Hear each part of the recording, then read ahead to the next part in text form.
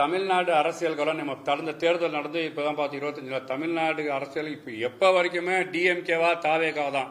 Vijay sir சொல்ற மாதிரி டே 1ல இருந்து அதை தான் சொன்னோம். நேற்று பாத்தீங்கன்னா எக்ஸ் டெப்டி சிஎம் சொல்லியிருக்காரு, நாங்களே பார்க்காம விட்டோம், எனக்கு புரிதல் இல்லாம இருக்கு. அவர் அப்ப பார்க்கும்போது தமிழக அரசியல் களத்துல இன்னைக்கு இருக்கக்கூடிய பெண்களும் இளைஞர்களும் இளைஞர்களும் மரியாதைக்குரிய தமிழக வெற்றி கழக விஜய் சார் அவர்களின் பின்னால் இருக்கிறாங்கன்றது தேர்தல் வந்து நிர்ணயிச்சிருக்குது. யார் வேணா வரலாம். நீங்க பார்ட்டி வந்து பாத்தீங்கன்னா மன்சூர் அலிகான் கூட பார்ட்டி ஆரம்பிக்கலாம், கார்த்திக் பார்ட்டி ஆரம்பிச்சாரு, புரியுதா, கமலஹாசன் பார்ட்டி ஆரம்பிச்சார். இவங்கெல்லாம் எங்க இருக்கிறாங்க அதான் பார்க்கணும். தமிழ்நாட்டு மக்கள் இப்ப தமிழக அரசியல் களத்துல ஒரு இருவேறு திராவிட பார்ட்டியா இருந்த தமிழ்நாட்டை ஒரு வெற்றி கழகத்துக்கு கொண்டு வந்து ஒரு நல்லாட்சி தர வேண்டும் சொல்லி இன்னைக்கு வந்து வாக்களிச்சிருக்காங்கன்னு சொன்னா முழுக்க முழுக்க தமிழக அரசியல் கட்சி இன்னைக்கு சட்டமன்றம் எப்படி இருக்கு, யார் ஆளுங்கட்சி யார் எதிர்கட்சி? தமிழக வெற்றி கழகத்தின் சார்ந்த மாண்புமிகு முதலமைச்சர் விஜய் சார் அவர்கள் நீங்க வந்து ஆளுங்கட்சியா இருக்கிறார். ஆப்போசிஷன்ல வந்து பாத்தீங்கன்னா ஏற்கனவே அந்த டெப்டி சிஎம் இருக்கின்றார். இதுதான் அரசியல் களமா பார்க்கப்படுது. இளைஞர்களை வந்து பெருசா கவர்றதுக்கு எல்லாரும் கவராங்க. திமுக வந்து பாத்தீங்கன்னா ஜென்ஜிக்கு வந்து இன்னைக்கு முக்கியத்துவம் கொடுக்கணும், ஜென்ஜி மாநாடு நடத்தணும் அப்படி. இது வந்து பாத்தீங்கன்னா ஜென்ஜி எங்க கூட வந்துனா வர முடியாது. இன்னும் கடந்த தேர்தல் பிரச்சாரத்துக்கு போகும்போது ஒரு சகோதரன், அந்த பையன் 13 வயசு, அவன் வந்து ஒரு விஷயத்தை வந்து கோட் பண்றான். 13 ஆமா தெளிவா வந்து எனக்கு வந்து அடுத்த 31ஆம் தேர்தலில் எனக்கு வந்து 18 வயசா இருக்கும், அப்ப நான் வந்து பாத்தீங்கன்னா விஜய் சாருக்கு வாக்களிப்பேன். அப்ப இன்னைக்கு கிரவுண்டில் இருக்கக்கூடிய நீங்க வந்து அடுத்த முறை வாக்களிக்க போற மக்கள் மன்றத்தில் கூட விஜய் சார் தான் நல்லாட்சி தருவார்கள் என்பது மக்கள் வந்து தெளிவா புரிஞ்சிருக்காங்க. 25 நாள் ஆட்சியை பார்த்தோமா இல்லையா?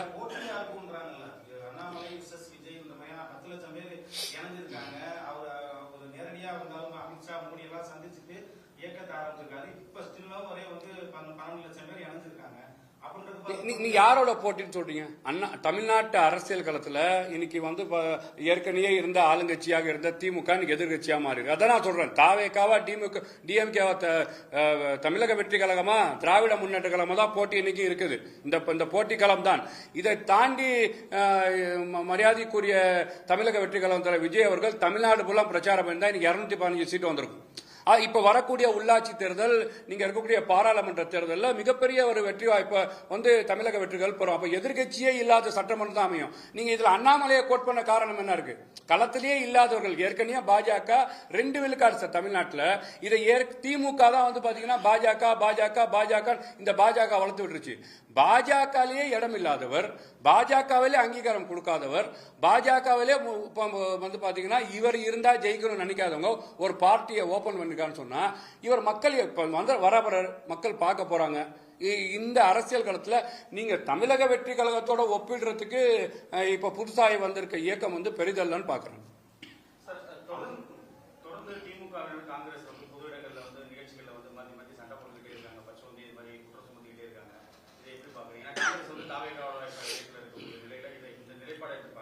திமுக நம்ம கடந்த முறை சொன்ன மாதிரி திமுக RSS ஓட பி டீம், எடப்பாடி பாஜகவோட ஏ டீம், இதை நாங்க சொல்றோம். தமிழ்நாட்டு அரசியல் களத்துல இவங்க சும்மா வந்து எதிர்மறையா காட்டிக்கிறாங்க. முழுக்க வந்து பாத்தீங்கன்னா இவங்க சோசியலத்தையும் செகுலரத்தையும் சமூக நீதியும் பேசுறாங்க. ஆனா திமுகவோட கோட்பாடு அது கிடையாது. அவங்க வந்து பாத்தீங்கன்னா அவர்களுக்கு பிரச்சனைனா உடனே போய் பாஜக கிட்ட போய் கைப்பிடித்து நிற்பது, அங்க போய் அடிமை சாசனத்துல கையெழுத்து போடுறதுதான் திமுக வேலை. நீங்க கடந்த கால அரசியல் எடுத்து பாத்தீங்கன்னா பாஜகவோட சித்தாந்தம் இஸ்லாமிய சிறைவாசிகளை வந்து விடுதலை செய்யணும்னு சொல்லி திமுகவோட தேர்தல் வாக்குறுதி. ஆனா அவங்க போட்ட மக்கள் மன்றத்தில் போட்ட பிளான் என்ன? நாங்க வெளியிடுறோம் சொல்லி சுப்ரீம் கோர்ட்ல போயிட்டு இவங்க வெளியில வந்தா ஆபத்துன்றாங்க. இது யாரோட சித்தாந்தம்? அப்ப பாஜகக்கும் RSSக்கும் இவங்க பயப்படுறாங்க. நீங்க மரியாதைக்குரிய முன்னாள் முதலமைச்சர் கருணாநிதி அவர்கள் அவரோட மறைவுக்கு இன்னைக்கு வந்து ஒரு நாணயத்தை வெளியிடுறாங்கன்னு சொன்னா தமிழ் அவங்க கூடிய இருக்கக்கூடிய கீவீரமணி போன்ற ஐயா அவர்கள்லாம் இருக்கிறாங்க. ஆனா இவங்க யாரை கூட்டம் வெளியிடுறாங்க? ப்ரோ RSSலே பிறந்து RSSலே வளர்ந்து வர கூட்டம் வெளியிடுறாங்க. அப்ப முழுக்க தமிழ்நாட்டு பிரச்சனைக்கும் பாஜகவுக்கும் வந்து இவங்க ஒரு மையமா காட்டுகிறத தவிர இவர்களுக்கு பிரச்சனைனா RSS போய் மண்டியிட்டு நிற்பதான் திமுகவோட பழக்கம். இன்னைக்கு தமிழ்நாட்டில் மத்திய அரசாங்கம் எங்களுக்கு எங்களுக்கு ஒரு தமிழ்நாட்டு வளர்ச்சிக்கு ஒரு பொருளாதாரமும் கொடுக்கல, தமிழ் வளர்ச்சிக்கு வந்து பொருளாதாரத்தை ஒழுக்கலன்னு சொல்லக்கூடிய முத்துவேல் கருணாநிதி ஸ்டாலின் அவர்களுக்கு ஒரு பிரச்சனைன்னு நீங்க வந்து பொருளாதார கூட்டத்துக்கே போவானான்னு சொல்லி வீடியோலாம் போட்டார். இதையும் கேட்டீங்கன்னா எந்த முதலமைச்சருமே போவானான்னாங்க. ஆனா பாட்டிலுக்கு 10 ரூபா, அவங்க அமைச்சரவைக்கு பிரச்சனை, அவங்க ஆட்சிக்கு பிரச்சனைனா நிதிஷ்குமார் கூட இருக்கிறவர் கூட போய் பீகார்ல நிற்பாரு. ஏன் வந்து ஸ்டாலின் நான் வந்து மோடி கையை பிடிச்சி நிற்பேன்னு சொல்லக்கூடிய நிலைமை தான் இன்னைக்கு வந்து பாத்தீங்கன்னா திமுக. நான் கேட்கிறேன், நீங்க கடந்த ஆட்சி காலத்துல மதவாத அரசியல் உள்ள வரப்போது, பாஜக உள்ள வரப்போது, நம்ம எல்லாம் இந்தியா கூட்டணியில் ஒன்றிணைய வேண்டும், நாட்டில் வந்து சமூக நீதி பாதுகாக்க வேண்டும், எல்லாம் வந்து பாத்தீங்கன்னா சோசியலிசம் செகுலரிசம் நாட்டில் வந்து விலப்படணும்னு சொல்லி நீங்க காங்கிரஸை வந்து இந்தியா கூட்டணியில் ஆதரிச்சு இருந்தீங்க. இப்ப ஏன் 8ஆம் தேதி நீங்க காங்கிரஸ் கூட்டணியை புறக்கணிக்கிறீங்க? அப்ப என்ன காரணம்? நீங்க தமிழ்நாட்டில் வளர்ச்சி வரணும்னு நினைக்கிறீங்களா? தமிழ்நாட்டு மக்களுக்கு நல்லது நடணும்னு நினைக்கிறீங்களா? நீங்க பாஜக போயிட்டு நீங்க வந்து அமைச்சரவையில் போகணும்னு நினைக்கிறீங்களா? ஏற்கனவே திமுக பழக்கப்பட்டது. வாஜ்பாய் பீரியட்ல, அடல் பிகாரி வாஜ்பாய் பீரியட்ல அமைச்சரவையில் இருந்து முரசொலி மாறன் அவர்கள்லாம் இறந்து சுடுகாட்டு வாசல்ல வந்து வாஜ்பாய் உட்காரக்கூடிய நிலைமையில திமுக இருந்தாங்க. இந்த தமிழ்நாட்டில் பாஜக வாழ்க, மோடி வாழ்க, தாமரை வாழ்கன்னு சொன்னவர்கள் திமுக. முழுக்க முழுக்க எடப்பாடி பாஜகவோட இருக்கிறாரு. இவங்க பாஜகவோட மூவ் பண்ணிட்டு இருக்கிறாங்க. மக்கள் ரொம்ப தெளிவா பாக்குறாங்க. தமிழ்நாட்டில் பாஜக இடம் இல்ல, ஒண்ணுமில்லாத அண்ணா நீங்க சொல்ற மாதிரி பல எம்எல்ஏக்கள் அதிமுக எங்க இருக்கு களத்துல?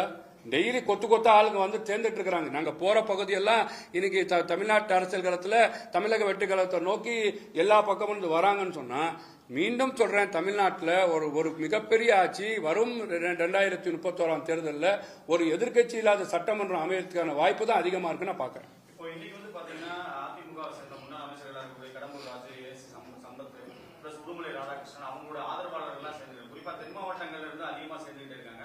முன்னாள் அமைச்சர்களாக இருக்கக்கூடியவங்க செய்யறாங்க. இந்த நிலைப்பட அதிமுக அவருடைய எடப்பாடி பழனிசாமி அவரோட தலைமையிலான கட்சி இதோட நிலைதான் காணா போச்சு. நீங்க வந்து மாண்புமிகும் மரியாதைக்குரிய புரட்சி தலைவர் எம்ஜிஆர் அவர்கள் உருவாக்கப்பட்ட இயக்கம் சார். இந்த இயக்கம் அதுவும் பாத்தீங்கன்னா ஒரு தொண்டரால் உருவாக்கப்பட்டது. நீங்க வந்து அதிமுக தொண்டரால் உருவாக்கப்பட்டுதான் நிறுவன தலைவர் எம்ஜிஆர் அவர்களை வந்து கொண்டு வந்து இந்த இயக்கத்தை நடத்தினாங்க. அதுக்கப்புறம் வந்த மேடம் அவர்கள் அனைத்து இந்திய அண்ணா திராவிட முன்னேற்ற கழகத்தை பாராளுமன்றத்தில் வெறும் 3வது பெரிய இயக்கமாக வச்சிருந்தாங்க. இதையும் தாண்டி 234 தொகுதியில ரெட்டையில போட்டுட்டு ஜெயிச்சவர்கள் மோடியால் லேடியான்னு கேட்டவங்க. இன்னைக்கு அதிமுக நிலைமை என்ன? எடப்பாடி பழனிசாமி தன்னை முன்னிறுத்தி அவர் வந்து முதலமைச்சரா இருந்தாருன்னா, ஏற்கனவே அந்த மேடம் சசிகலா அம்மா வந்து ஒரு 4.5 வருஷம் கடன் கொடுத்தாங்க அந்த ஆட்சியை வச்சுதான் அவர் வந்து முதலமைச்சரா இருந்தார். எடப்பாடி பழனிசாமி முன்னிறுத்தி தமிழ்நாட்டு மக்கள் வாக்களிக்கல. நீங்க சட்டமன்ற தேர்தலில் தோத்தார், பாராளுமன்ற தேர்தலில் தோத்தார், இடைத்தேர்தலில் தோத்தார், உள்ளாட்சி தேர்தலில் தோத்தார், நீங்க வந்து பாத்தீங்கன்னா ஊரக உள்ளாட்சி தேர்தலில் தோத்தார். அப்போ தொடர்ச்சியாக ஒரு பார்ட்டி வந்து தோல்வியை சந்திக்குதுன்னா மக்கள் மன்றத்தில் அங்கீகாரம் இல்லை என்பதை அதிமுக தொண்டர்கள் உணர்றாங்க. அதிமுக இருக்கக்கூடிய எம்பிகளும் எம்எல்ஏக்களும் அந்த நிர்வாகிகளும் உணர்றாங்க. அப்ப என்ன நினைக்கிறாங்க? இப்போ திமுகவை தமிழ்நாட்டிலிருந்து அப்புறப்படுத்துவதற்கு, திமுகவை கூர்மையாக எதிர்ப்பதற்கு, திமுக செய்யக்கூடிய ஊழலை வெளிப்படுத்துவதற்கு, ஏன்னா திமுக எதிர்மறையிலே வளர்ந்த தொண்டர்கள் அனைத்து இந்த அண்ணா திராவிட முன்னேற்ற கழகம். அப்போ யாரை கரெக்டா செலக்ட் பண்றாங்கன்னா, தமிழக வெற்றி கழகத்தில் மரியாதைக்குரிய தமிழ்நாட்டோட முதலமைச்சர் சார் அவர்களை செலக்ட் பண்ணி இன்னைக்கு எல்லாம் வராங்கன்னா அனைத்து இந்திய அண்ணா திராவிட முன்னேற்றம் களத்தில் இல்ல சார் அவர்கள் சொல்ற மாதிரி மற்றும் பலர்ல தான் அவங்க இருக்கிறாங்கன்னு பாக்குறேன். கிளைகள் கொண்ட Annamalai institute of hotel management and hospital management படிப்பில் சேர்வதற்கான அட்மிஷன் நடைபெறுகிறது.